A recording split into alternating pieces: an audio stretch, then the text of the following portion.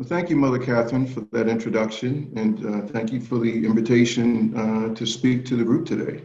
The topic of my conversation is the impact of education innovation in grades K through 12 for communities of color. Again, my name is Gregory Weston. I'm an attorney practicing in New York. I'm also a trustee of a charter school network called Democracy Prep. So communities of color in the United States are challenged today as never before. The desperate impact of the COVID-19 pandemic on communities of color have laid bare the existing inequities in our healthcare system. Prior to the pandemic, chronic health problems have plagued such communities at higher levels than the general population. Obesity, diabetes, heart disease, and asthma are ever present, while access to quality health care is increasingly difficult and often impossible, given the increased attempts to roll back the Affordable Health Care Act. With that backdrop, COVID-19 has created a catastrophe for communities of color. According to the CDC, African American and Latinx residents are 3 times as likely to become infected as their white neighbors, and nearly twice as likely to die. In some countries, the infection rates for people of color are 6 to 7 times that of white residents. The prevalence of chronic health problems and the disproportionate number of people from communities of color that are considered essential workers are primary factors for the health disparities. The pandemic has also created an economic crisis in communities of color. As with healthcare, significant disparities existed pre-COVID. For example, the median wealth for Black families is $17,600 versus $171,000 for white families. That's a multiple of 10. Now with COVID, over 45% of Black businesses are at risk of failure. As all these issues were playing out in 2020, the vicious murder of George Floyd galvanized attention on another set of disparities: criminal justice. For decades, police violence, mass incarceration, and gun violence have plagued communities of color in ways that are just receiving recognition from much of the country. The challenges facing communities of color often seem permanent and unresolvable, and indeed, the intersection of these problems complicate the possibility of meaningful change. However, the path for future generations does not have to be bleak. The zip code that a person is born into does not have to create an impenetrable ceiling of progress. The promise of free education for all Americans has proved to be a path of upward mobility for many generations. Unfortunately, that promise has remained unfulfilled for most communities of color. Due to historical racial segregation and wealth gaps, zip codes far too often dictate outcomes for K through 12 students. For many communities of color, schools not only fail students, but through the frequent criminalization of discipline incidents, have created a school-to-prison pipeline. Recognizing this fact, an effort to reform current public education has created a number of incentives designed to impact outcomes. At the federal level, for example, No Child Left Behind Act of 2001 and the 2010 Common Core States Standard are examples of that type of reform. Locally, voucher programs and charter schools have offered more private sector approaches to educational reform. In many communities, including communities of color, charter schools have offered a successful model for quality public education. So, what is a charter school? Charter schools are schools that are publicly funded but operated by independent groups groups. The name comes from the contract or charter that a group gets to operate a school. So first, it must be understood that charter schools are indeed public schools, rather than private academies or schools. However, they don't have to follow the same regulations from states, municipalities, and school districts as traditional public schools. In general, charter schools have more flexibility to set curriculum and school hours and rules than traditional public schools. And because they're not bound by union contracts, they also have more leeway to hire and fire teachers. They also have flexibility to incentivize teachers with merit-based bonuses. In exchange, they have to meet accountability standards. About 15% of charters nationally have been closed for failing to do so. Charter school laws vary from state to state, and some states have no charter schools at all. The first charter school law was enacted in 1991 in Minnesota. Over the past 2 decades, the number of charter schools and students in the United States has grown explosively. About 5% of all public school students now attend a charter school. In some districts, including Washington, D.C., the proportion is much higher. And in New York City, the figure is 11%. Just like traditional public schools, charter schools can be effective or ineffective, depending upon teachers, leadership, and other factors. But some have achieved notable success in preparing low-income and minority students to achieve high test scores and prepare for college. The mission of Democracy Prep Public Schools is to educate responsible citizen scholars for success in a college of their choice and a life of active citizenship. Democracy Prep began as one middle school in Harlem in 2005. DPPS was founded to show that regardless of what zip code they are born into, students can perform at high academic levels. Democracy Prep seeks to transform not only the lives of students, but also the expectations of what public schools can achieve. After great success in New York, the school grew to a national network. DPPS now operates 21 high-performing charter schools and 1 program in New York, New York, Camden, New Jersey, Baton Rouge, Louisiana, Las Vegas, Nevada, and San Antonio, Texas. DPPS educates over 7,000 citizen scholars.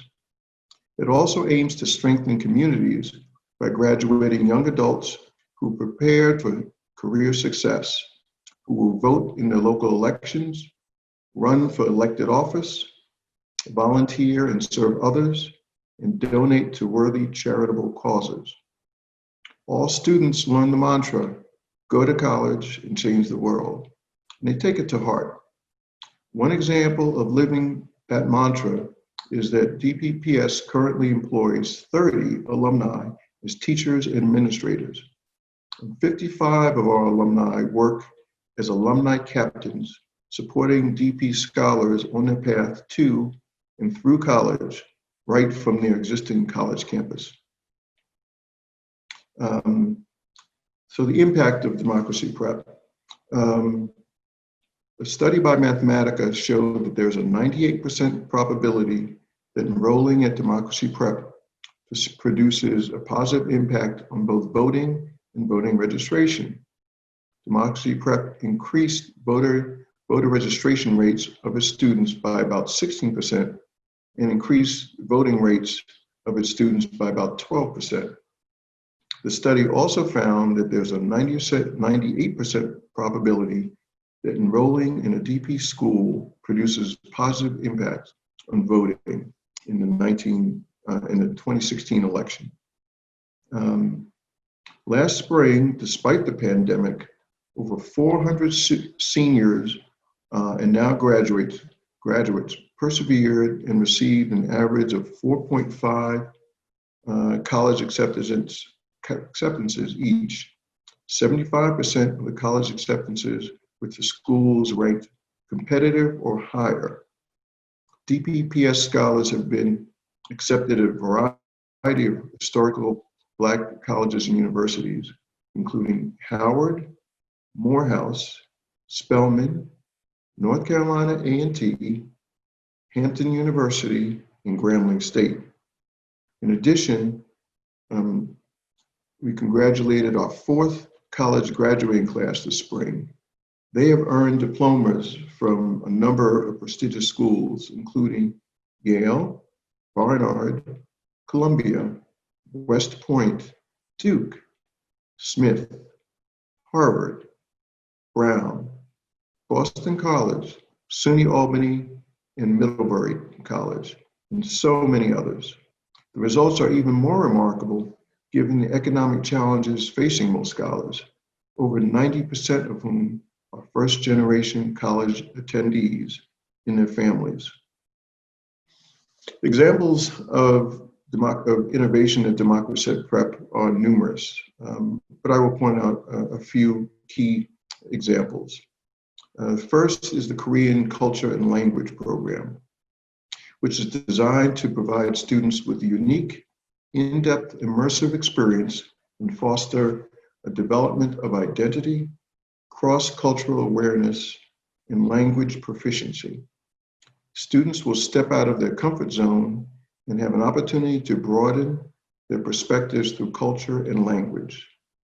In visual arts, scholars contribute to their school's arts culture through regular showcases, concerts, exhibitions, and other opportunities to share creative output.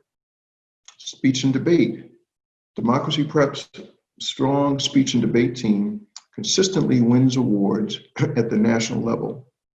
We made history at the Nationals as the first school to have 2 finalists in the duo interpretation. Democracy Prep also earned the highest distinction, which is only awarded to top 10 schools in the nation.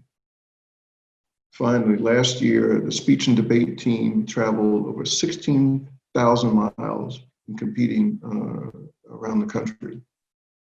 The Music Academy.